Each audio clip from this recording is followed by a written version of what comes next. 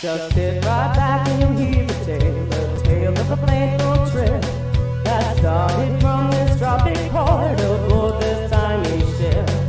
And it was a mighty saving man, the skipper brave and sure. My passengers set sail that day for a 3-hour tour. A 3-hour tour. The weather started getting rough, the tiny ship was tossed. If not for the courage of the fearless crew, the minnow would be lost. The minnow would be lost. The ship set ground on shore of this uncharted desert isle, with Gilligan, the skipper too, the million and his wife, the movie star, the professor and Marianne, here on Gilligan's Isle.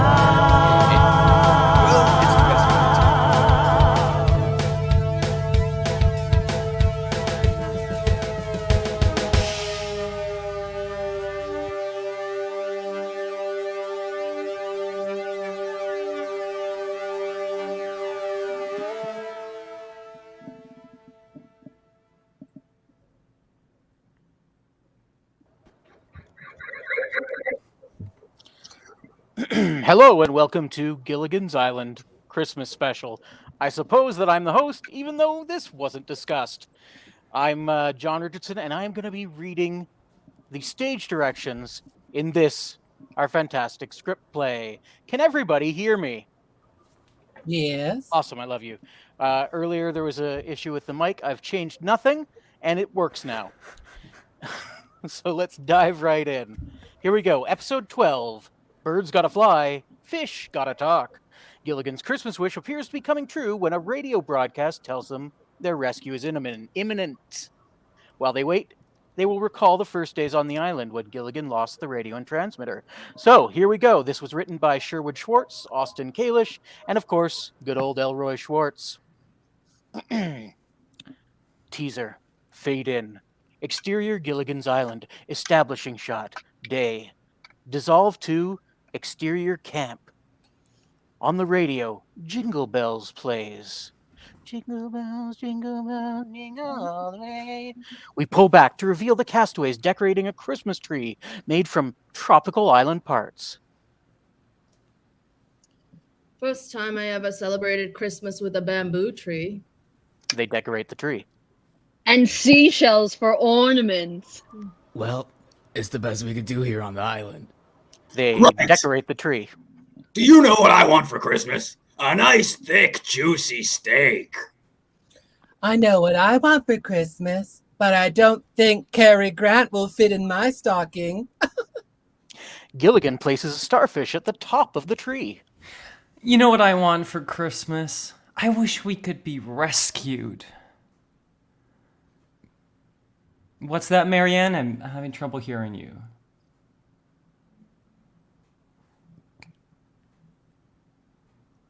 Marianne has lost her microphone. Marianne?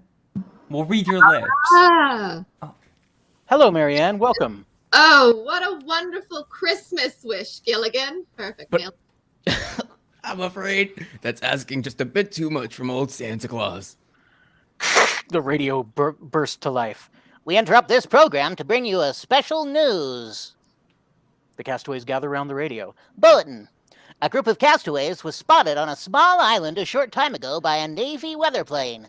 These maroon people are believed to be the crew and passengers of the SS Minnow. Yay! Yeah! Woo! Shush, shush. A small excursion boat which was presumed lost at sea.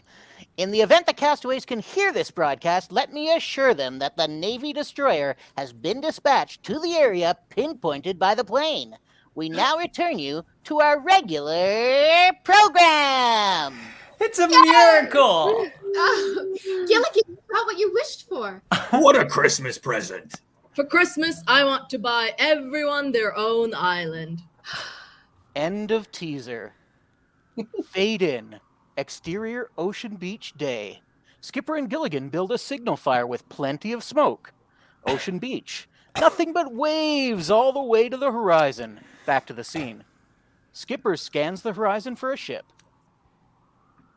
That fire and smoke ought to help that naval destroyer spot us.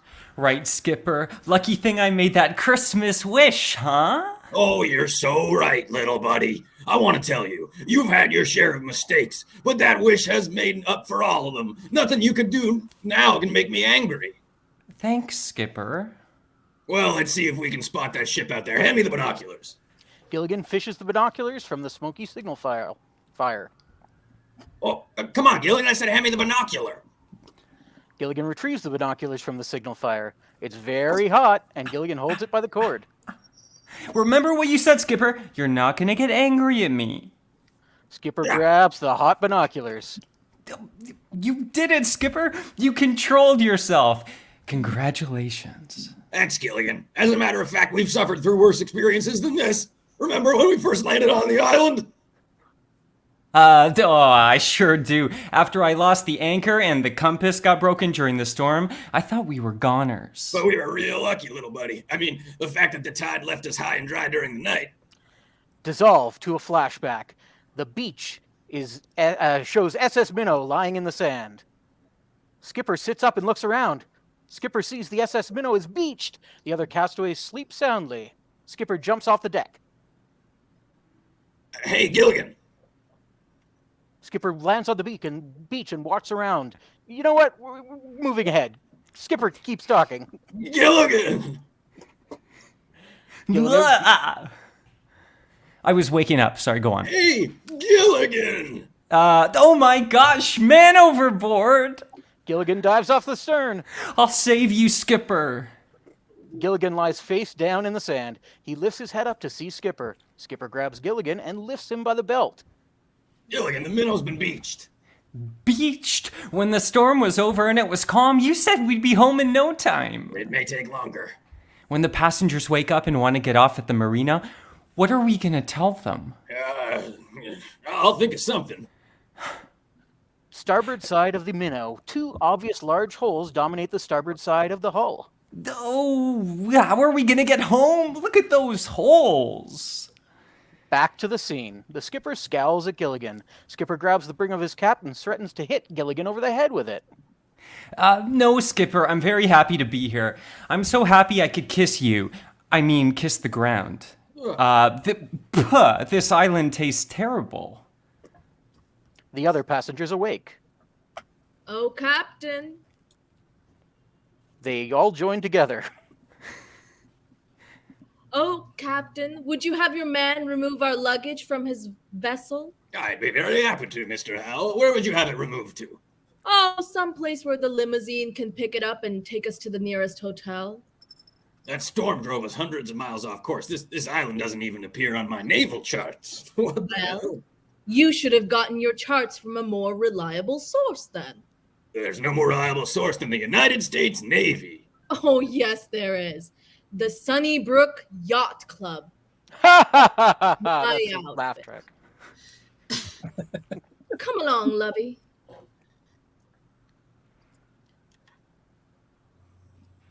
They walk arm in arm. Mrs. Howell speaks. Is Mrs. Howell muted? Mrs. Howell, you're muted, I'm sorry to say. I'm sorry. Usually someone takes care of these things for me. You know, I think someone ought to report him. Well, he will bear watching. They walk away. Flip to Exterior Island Beach. Gilligan and Skipper discuss their situation next to the minnow. You mean we're marooned? Shh! Not so loud. We have 3 women on board that might panic. Women. You have one sailor down here that already has. Gilligan puts on his hat. What an Skipper. important stage direction. I think I'll have another try at fixing that transmitter. You mean the radio's broken? The transmitter's broken. The receiver works fine. With no transmitter, how are we gonna tell the rescue ship where to find us? Skipper, I'm scared. Hold me. They move to the beached minnow closer to the beach. Gilligan, now pull yourself together. All right, there's really nothing to worry about. Sure, we're marooned on an uncharted island. Transmitter's broken. The boat's wrecked. We're low on provisions. Does that sound like the end of the world? No, but it sounds like the end of us. Gilligan, Laugh your job back. now is to calm the passengers. Cheer them up. Yes, sir. Keep them calm. Cheer them up. You want those people to hear your teeth chattering? Let me have a smile. Let me smile. For you, anything. If I smile, sir, they'll see my teeth chattering. Gilligan. Yes, sir. Smile. Exterior jungle clearing day. Marianne and Ginger are seated on a log in the jungle clearing. Gilligan stands before them with a large, obviously fake smile. Ooh, you Oh, God. Oh, sorry. cheerful. That's probably because I'm smiling. You got a message through? We're going to be saved? No, we couldn't get a message through. The transmitter is broken. Broken? There's nothing to smile about. No, there's not. No, there's not. Then why are you smiling? Skipper's orders. I'm supposed to cheer you up. What for? So you won't worry about the huge mess we're in. Terrible mess. Oh, Gilligan, are we in danger? Danger? No, what? Who's stealing my part? And what makes you say a thing like that? Gilligan, we're in awful trouble, aren't we? No, not really. There's a chance the transmitter can be fixed, and there's every possibility we won't be eaten by cannibals. If we're careful, we can stretch our food supply to last almost a week. Then, when you think about it, things could be a lot worse. Food? I don't eat food. I'm 19. Solids. Skipper addresses Mrs. Howell and Mr. Howell in front of the beached minnow in a new scene. All right. Oh, God. I want you two to see what you can salvage out of the galley. Meanwhile, Gilligan and I'll explore the island. Gilligan? Gilligan stands tall. He wears binoculars, a spyglass around his neck, has rope draped over his shoulder, carries a canteen, knife, and a small bag attached to his belt. I got the equipment right here, sir. I knew we were gonna need it. Good work. Let's get started. Yes, sir. Gilligan salutes and stomps his feet together. He falls through the deck to the hold of the SS Minnow and disappears. The skipper, Mrs. Howell, and Mr. Howell run over to the gaping hole. They peer into the hole from the outside. Why are all of these written in new scenes? Every sentence is a new scene. Gilligan salutes and smiles uncomfortably as the others peer into the hole. Gilligan and the skipper walk through the jungle. This is now a new scene. Oh, cool. Goddamn much Gilligan and Skipper. Literally nobody talks. Okay. The skipper looks up the tree. There is exactly what I've been looking for. It's a coconut tree. We've passed 1,000 of them. If you've seen one, you've seen them all. Not like this one. This has got to be the tallest tree on the island. Now, from the top of this tree, it'll be possible to see the whole island. Then we'll know whether or not it's inhabited. That is a great idea, Skipper. But who's going to climb up there and look around? I mean, there's only 2 of us here, and you can't do it because you're the skipper, and I can't do it because I don't know how to climb a coconut tree. Skipper sternly stares at Gilligan. Gilligan looks up the tall tree. Besides, I'm afraid of heights. Skipper sternly stares. Oh, you so-and-so. I'm not starting any mutiny, Skipper, but I am not climbing up that tree. No, siree, not me. Cut to Gilligan atop the tree, shielding his eyes. What do you see? Nothing. I've got my eyes closed. There's nothing to be afraid of. Look around. Come on. Oh, God, where are we? Hey, you were right, Skipper. I can see... Gilligan motions and dislodges a coconut. the whole island from up here. As Skipper stands next to the tree, the coconut, which we just saw knocked over, falls, and you're not going to guess where, on top of his head. Oh, look out below! Thanks for the warning. Gilligan uses binoculars. He notices something. Hey, I see something. I see some people. Is it a village? It's just some people, but they have a boat, Skipper. They can get us off here, Skipper. We're saved! Skipper looks up toward the top of the tree. Gilligan climbs down, dislodging many coconuts. As he descends the coconut tree to the base where the skipper stands, Gilligan lands on the skipper, followed by the coconuts raining down. Gilligan gets to his feet and tries to help the skipper up, but Skipper's weight overwhelms Gilligan. Oh, he's so fat. Gilligan tumbles over the skipper. Another coconut falls on the skipper. Skipper rises to his feet, and another coconut falls on him. Skipper helps Gilligan to his feet. Oh, I'm so sorry, Skipper, to fall on you and touch you like that by accident again and again. I'm just so anxious. Never mind that. Are you? Another coconut falls. Paklonk. God damn it. Are you sure you saw some people? Yes, sir. And a boat too, Skipper. We're saved. Just follow me. I know exactly where it is. Gilligan turns and exits. He leads Skipper through the jungle. Right this way, Skipper. I'm blazing the old trail. He pushes a palm frond, but it snaps back and hits the skipper, knocking him to the ground. Gilligan runs along the path and stops to encourage the skipper. We're saved! We're saved! Come on, Skipper, come on, come on, come on. Gilligan turns and runs toward the beach. Oh, woo, yippee! That's written in the script. Look, Skipper, look! Ooh, yippee, yay, yippee, yahoo! Hooray, yippee, yahoo! Yippee! Skipper looks toward the boat.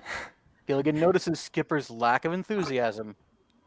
Hooray, yippee, yahoo! Gilligan opens his eyes widely and realizes his mistake. They're outside the SS Minnow. Gilligan looks sheepish and realizes that the people he saw were the SS Minnow passengers. This kooky Gilligan. Cut to the professor and Skipper working on the transmitter. Gilligan walks up the beach carrying a fishing pole. Skipper, will you switch to our frequency? I'll hold these two wires together, and then will you try docking into it? Hello? Hello? If anyone can hear me, please answer. I can hear you fine. It works! It works! Skipper. Just a minute, Professor. I think I've gone onto something here. Where are you? Right behind you. Skipper turns to Gilligan, we're trying to fix the transmitter. Oh, sorry. But maybe if you took one of these tubes in here. The professor and I will fix the transmitter. Why don't you try to go catch something for dinner? Right, Skipper. How about fish? Yeah, that's a great thing to catch. Yeah, fish sounds fine. Skipper, have you got a smaller screwdriver? I think I have it in my toolkit. Skipper gets up and walks back to the minnow. As ordered, Gilligan is fishing for dinner near the water's edge. The professor works on the transmitter on a large boulder-sized rock near the minnow. He uses the radio as a receiver to test the transmitter's signal. Testing 1, 2, 3, 4. Testing 1, 2, 3, 4. It works. I fixed it. Skipper! Skipper! The professor carries the radio over to the skipper to report the good news. Cut to Gilligan fishing for dinner. Oh boy, this is... Guys, if we lived 6 years ago... Marianne's watching all of this in the background, by the way. Yeah. Also, I love that early they were worried that if we tell the women folk the news, they might freak out with their women nerves. And then instead of subverting that, they just cut to the women folk freaking out because of their nerves. God this damn was written it. by somebody cool. Here we go. The transmitter. Fishing hook catches the transmitter and drags it away from Professor. We knew that was coming. And the skipper responds to... Great! Wonderful! Yeah. Transmitter's pulled off the rock. Professor and Skipper walk up to the rock, and both men carry the radio back to the professor's work area. My voice just came over the radio. The professor releases his grip on the radio. Skipper continues to carry it. I found a break in the circuit, and I fixed it. The professor finds that the transmitter is missing. Well, it was right here on the rock. Well, how could it just vanish? Cut to Gilligan continuing to fish. He casts his reel. The transmitter was right here. The radio in Skipper's hand is hooked and pulled out of his hands. Oh, no. Now I know how it could vanish. The skipper and professor chase the radio and exit. Radio rides on the sand, pulled by Gilligan's fishing line. Skipper and professor chase the radio across the sand and is pulled back toward the shore. Back to the scene, the professor continues to chase the radio. Oh my God, guys. Can I just have a quick aside with Ginger and Yeah. Take us there. Just real quick. Go for it. What the hell are they doing? I don't know, but it looks like men's work. Not for me. I'm not gonna lie. I went on this trip. It was supposed to be 3 hours. I'm 19. There's no chaperone here with me. It seems really a precarious predicament for me. So hoping we can get on this boat. I was trying to kill my husband on this trip. Yeah, and I was going to Hollywood to kill husbands. Oh my god. You I've never killed anyone. You have a lot to learn, honey. Like, if you're going to get by in this world, you have to learn how to kill men, is what we're saying. Okay, I guess I'm trapped on an island now, so I do have to fend for myself and find food. I'll have to kill one of these men before the day is out. I'd say that's a good start. The skipper looks especially tasty. Mmm. Yeah, lots of meat there. Okay. I'm so grateful to have people like you to help foster me. I'm going to make you proud. We cut back from this We don't know about flashback that. to their first day on the island, and cut back to the present. All of this planning happened their first day. We'll never know exactly how it turned out, but presumably they killed and ate at least one man. So we are now back in the present. The radio comes back on. This is now 45 for those of you following on script. Moving ahead to the radio announcer. And the Coast Guard cutter reports it is now nearing the island. According to all indications, the crew and passengers of the SS Minnow will shortly be leaving the island, where they have been marooned. Did I say removed? I meant marooned. I'm drunk. Oh, and we owe it all to Gilligan and his Christmas wish. Oh, yeah, that's right. I feel like I'm on fire. Marianne and Ginger back Gilligan towards the signal fire and simultaneously kiss him on opposite cheeks. Oh, now I feel like I'm on fire. You are. Get your feet out of the fire. Skipper, why don't you put your feet in the fire? Yeah. Hot enough for you, Skipper? You look great. You really know how to fill out a pair of clam diggers between friends. Yeah.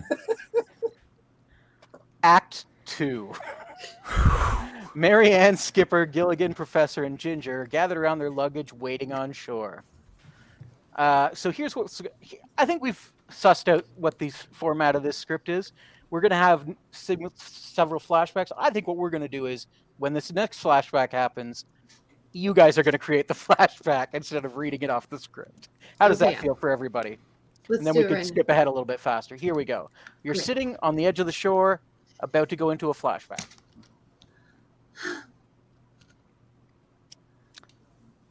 This is 47. At the top, Ginger has the first line. Exterior Okay. Lagoon Day. Well, I can't see any ship. Won't be long now.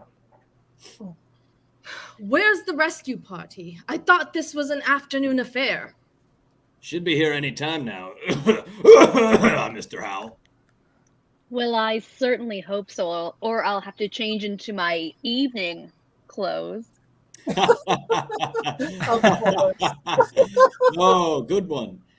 Gilligan and I were talking about the first day we landed on the island. Remember that? Oh, yeah. Can we ever forget? We were all simply furious with Gilligan that day. We certainly were. Yeah, I guess everybody was mad at me then. We dissolve to a flashback, continuing that first day. And I guess we will see how this resolves. 4 blankets. Whoop. Yeah, you got it. No, that's you. You got it. You got a blank. Yeah, you got it. 4 blankets, 1 hatchet. I'll take Check. the hatchet. No problem. Well, that completes the list of everything that we can salvage from the boat. 4 blankets and 1 hatchet. Skipper, how long do you think we'll really be on this island? Oh, not long, Professor. And you're a smart man. You know, do the math. We've got 1 boat, 4 blankets, 1 hatchet, no problem. That sounds equals good to a me. week at most. Blankets are surprisingly versatile. They can be tents and floors. That is, unless the...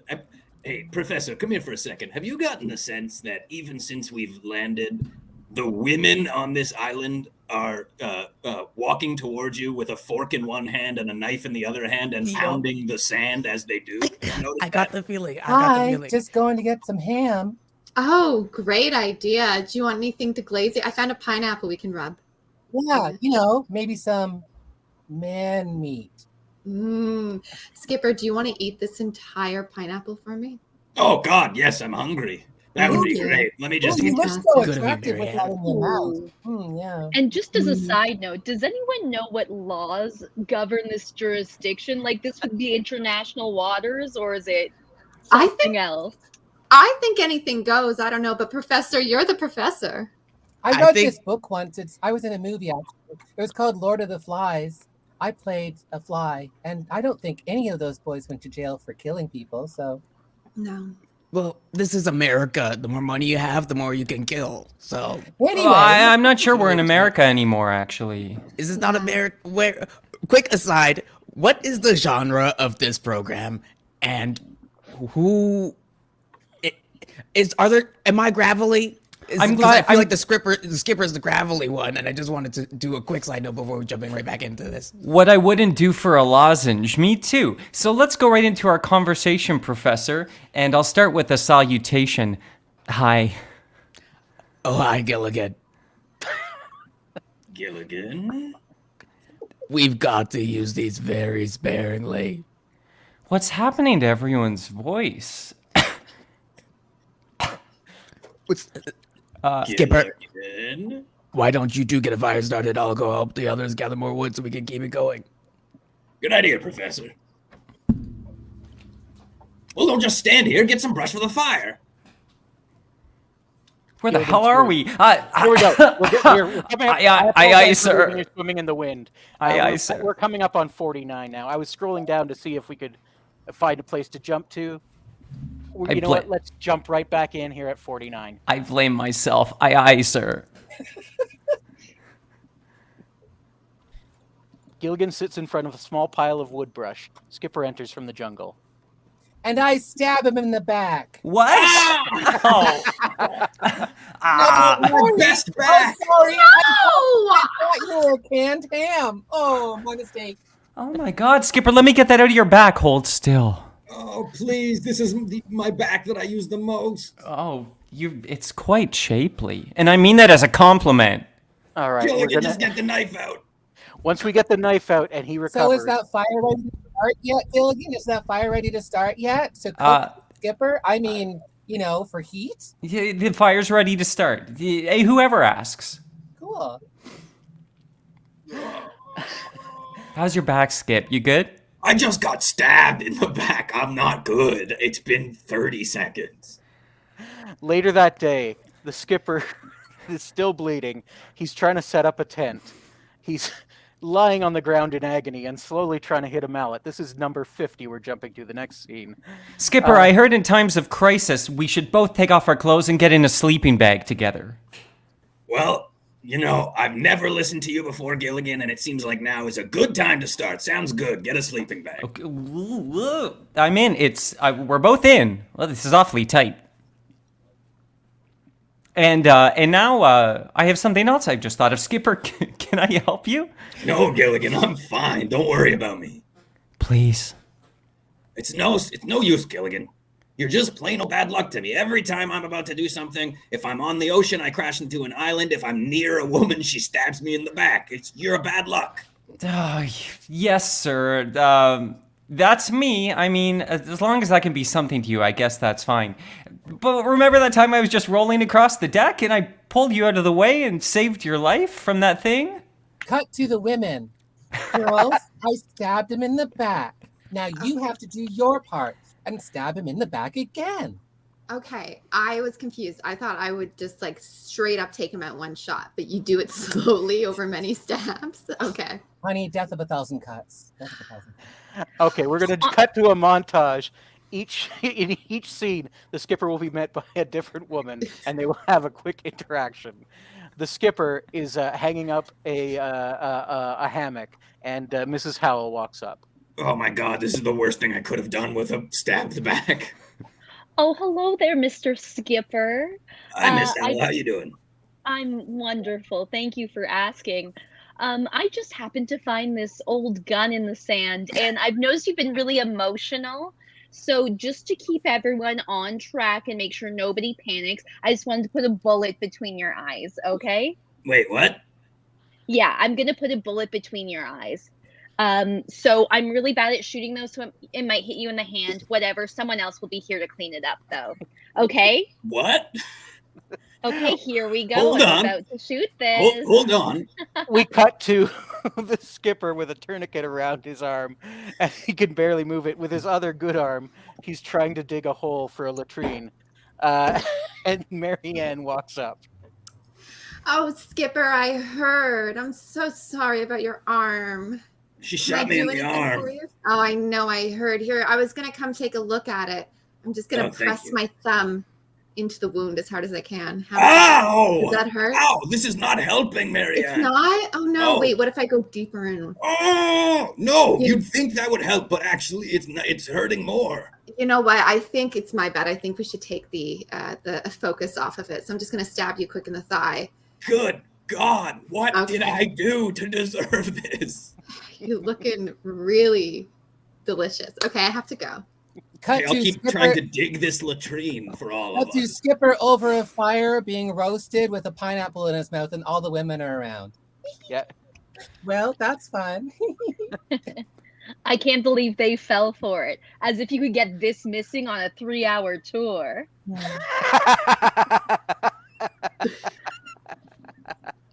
We cut to the previous day as women are planning before they got on the SS Minnow. Mr. Howell is with us, though. I want to make that clear. Oh, Mr. Howell- absolutely. No, I don't know. Howl's too bony. We have to go for the plumpest one. I'm down for killing any kind of man, be it a man in character, a man actor, just any man that can be gone is good for me and my net worth. Well, I already Well, rigged the engine to blow, so we should hit that island any moment now. I am so sorry. I was just bringing you another cocktail. You're talking very. Hi, I'm Tropical Tom. This is my restaurant. I was just bringing you a drink. Well, it looks like lunch is back on the menu, girls. Back to the present, and by present I mean the first flashback, since this was a flashback within a flashback. So, thank you so much for letting me control this, by the way. I am a monster. We are now back to the professor being cooked over the fire. Wait, was it the professor or was it Skipper? I heard Skipper was Skipper's being cooked over the fire. Thank you. The professor walks up. How They about have the that? same glasses, so it's understandable. Yeah. The professor walks up. Oh my God. No. My gravelly voiced brother stabbed, shot, and stuck over a fire. I don't like the smell of burning human blood. Oh God.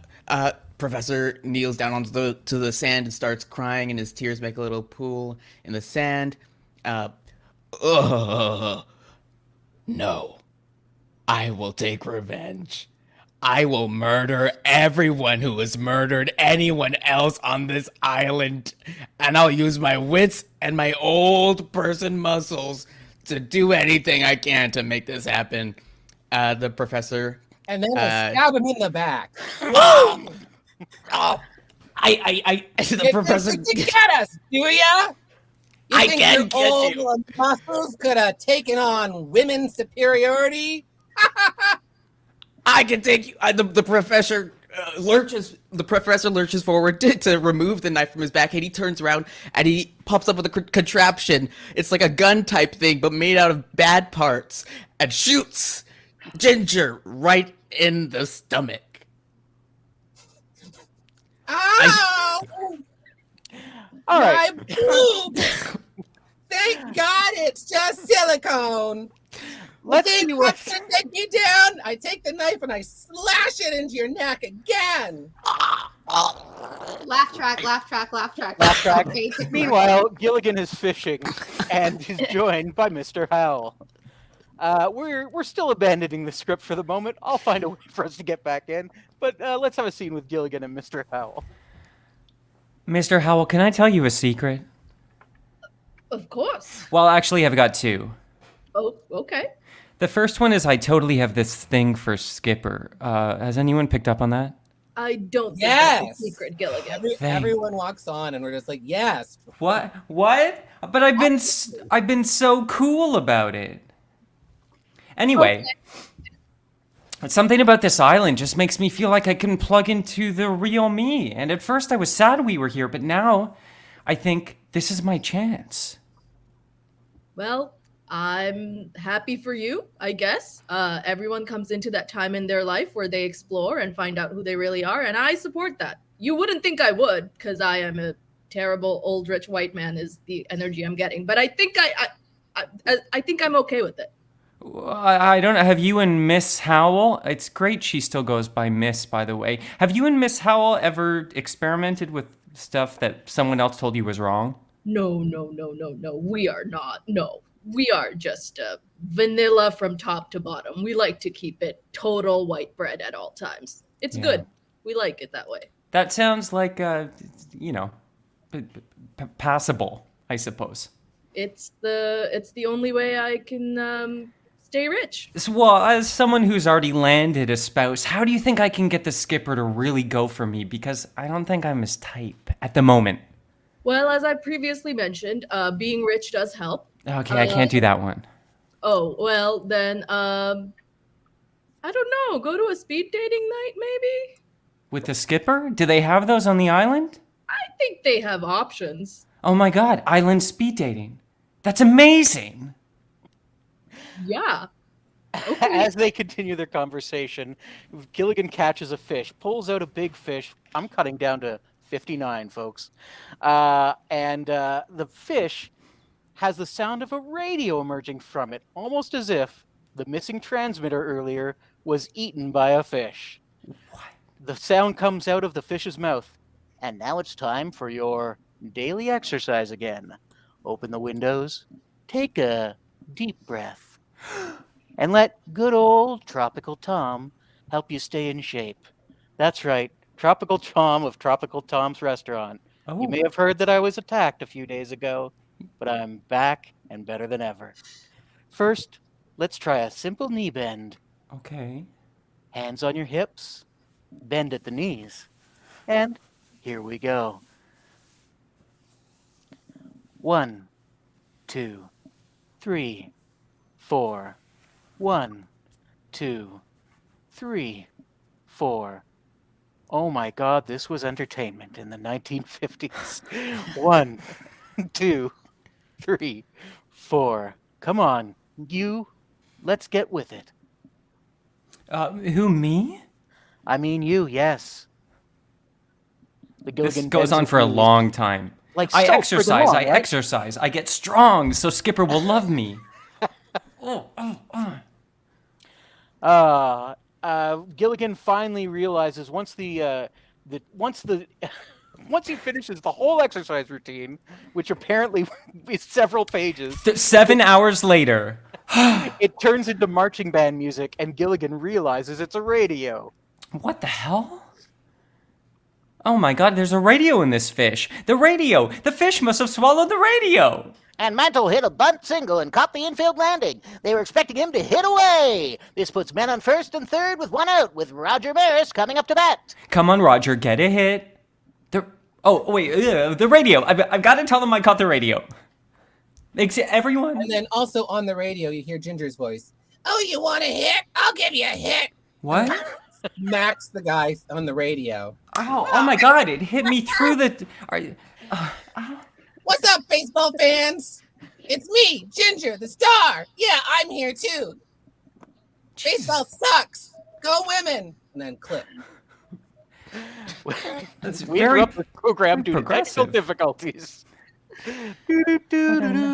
What a nightmare. Hey everyone, I caught the radio. Look, I caught the radio. Skipper, do you like me now? Well, I'll be darned. We think the skipper is fully burned from head to toe. He spits out a pineapple in order to speak. Jesus. Don't worry, I invented a defibrillator and brought him back. The fish must have swallowed the radio. And if this fish swallowed the radio, maybe another fish swallowed a transmitter. By the way, did you guys hear there's a speed dating thing tonight on the island? Gilligan, the chances of that are absolutely zero. And yes, I would love to go to the speed dating night tonight. Great, I'll see you there. And Skipper, are you free? No, I have to spend tonight rubbing aloe on my layers of skin. Well, Professor, what have we got to lose other than the speed dating thing?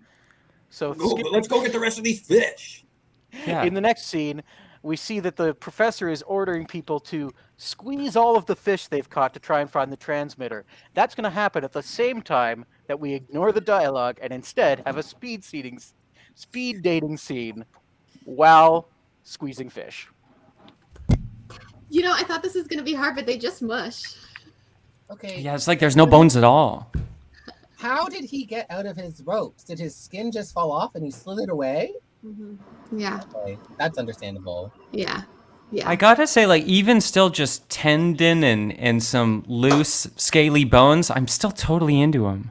Oh, disgusting. Men are disgusting. Hey, the professor. Yes, I'm here as well. You just look very strong, and you are the youngest by comparison. So, hello. Am I the youngest by comparison? To the other people I could potentially be. Okay, I'll accept this. Yes. Hello. Hello. The fountain of youth. I'm young and impressionable, and probably going to need somebody. So, you want to speed date me? Look, Yeah. you can smush a fish. Oh, I like that, I guess. Okay. What else could you smush? Wouldn't you like to know? Oh, A man's heart. Oh, I can get into that. So, Miss Howell, why did you even come here? Aren't you married? I am married, but I like a little dick on the side. Yeah, I don't know. We're not allowed to talk about it a lot because, you know, the 50s. Yes, of course. But I like how progressive you are. Oh, thank you. Yes, I did attend college, so you know, I am well spoken for a woman in this age. Speaking of squishing a fish, Mr. Howell, would you like to go back to whatever hotel I'm sure Gilligan has set up? Not yet, my love. We just got here. Yeah, we have You're to. not the only one here for fun. We have to. Oh, look at that ginger. Not gonna lie. We have to She's knife got him some in the spice back. to her. Oh, well, Mr. Howell, if you'd like to spend some time with Ginger, please go ahead. Oh, please do. Ginger. Mm-hmm. Hello, Ginger. Hi. Stop. Oh, I should have seen this coming. God damn it. Everybody, the skipper is saying something. He's starting with now, ladies. So I guess we have to pay attention. Go I'm ahead. listening too. Now, ladies, I really need someone to sew up my wounds. Yeah, I'll do that. No, I'll do it. No, actually, never mind.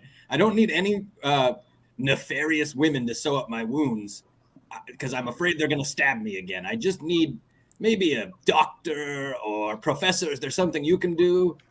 I'm mostly just skin and bone on the sand right now. I May played I a doctor on also- TV once. Maybe I can help. I add my name to the list of people who need help. I've been recently stabbed. I hear you, Mr. Howell. Man, I've been there. We slowly dissolve into a scene of all of the bodies just lying bloody on the ground as Ginger cackles, holding the only one left alive holding a knife. And then the flashback ends, and we return back at 64 in the script to the castaways remembering the time they all died. And we come back to the present where they're awaiting the boat that is coming to save them. It starts with the skipper. At Still 64. don't see a thing. Nothing there. We missed you at the end of speed dating last night. Ugh. When we get back, I'll have the entire Navy demoted for this. We also missed you. Well, perhaps we can get some information on the radio. And here's another flash about the exciting rescue of the castaways. God damn it, I thought I killed him. Okay. A Coast Guard cutter has just picked up all the passengers and crew who were marooned on the tropical island. Wait, pick them up? What the? And they're bringing them back to civilization. According to the reports, they were believed to be the survivors from the SS Minnow. Well, it wasn't our island, they cited. I'm gonna use my deduction skills here and say it was another island with other castaways. But it does sound like we've already been saved. So the happy group that was marooned for 11 years. 11 years? Also, do we do speed dating every night now? Has it been 11 years and I'm still single? What the fuck? Are safe and steaming for home aboard the Coast Guard cutter. So was that our group in a different timeline, like Lost, or is it a different group entirely? I did go to college, but I still don't understand. No one understands Lost, for the record. Even the people who wrote Lost don't understand Lost. I got it. What? God, you're hot. I understand it as well. I can hear you on the radio now. Should I say my line or what the hell is happening? Hey everyone, don't feel so bad. The other group was stranded for 11 years. We could be rescued in 10. Miriam glances at Gilligan. 8, 7. I feel like I'm counting down to my own stabbing. 6, Gilligan, but she's pulling out a knife. But why can't I stop counting? 5. What's happening? Oh, Ginger's got a knife too. 4. We cut to 3. large, super tall humans. They're like cybernetic implants.